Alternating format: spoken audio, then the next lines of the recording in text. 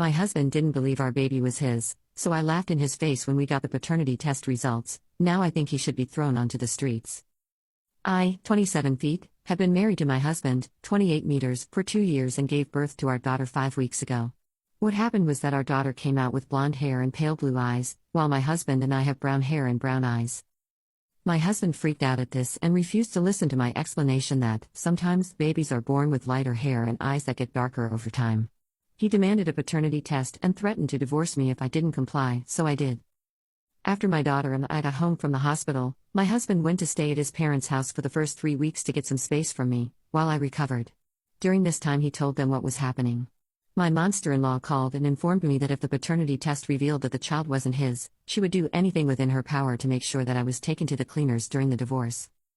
Thankfully, I had my sister to lean on and help me take care of the baby during this. I really appreciate her. We got the results back yesterday, and my husband came home to view them with me. I was on the couch in the living room, so he sat next to me and we started to read the results.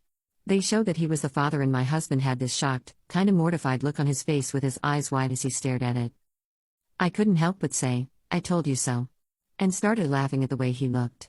My husband snapped out of his shock and got mad at me for laughing at him. We argued for a bit, which was mainly him yelling at me, before my sister came downstairs and my husband shut up. After that, my husband went back to his parents' house to clear his head, and 2-3 hours later, my monster-in-law called to scold me about laughing in my husband's face, because apparently it was kicking him while he was down. She's also left a couple nasty texts essentially saying the same thing this morning. What do you guys think? Did I go too far by laughing?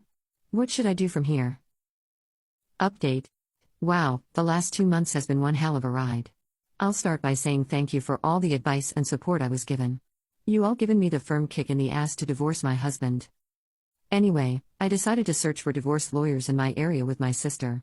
It took a while, but I managed to find and meet with one who was willing to do virtual consultations. During this, my ex was not contacting me at all, but I did reach out to see if he was okay. Eventually, once he actually got served, my ex came back to our house and tried pleading with me not to go through with the divorce. He said he loved me more than anyone, and that we could go to couples therapy. Well, my ex slipped up and admitted to cheating on me when he first left me. He said that he got caught up with his coworker when trying to explain his weeks-long absence. At first, I didn't realize who he was talking about because he referred to her by a nickname, but my brain kicked back into gear and asked if that getting caught up with her was code for that he slept with her.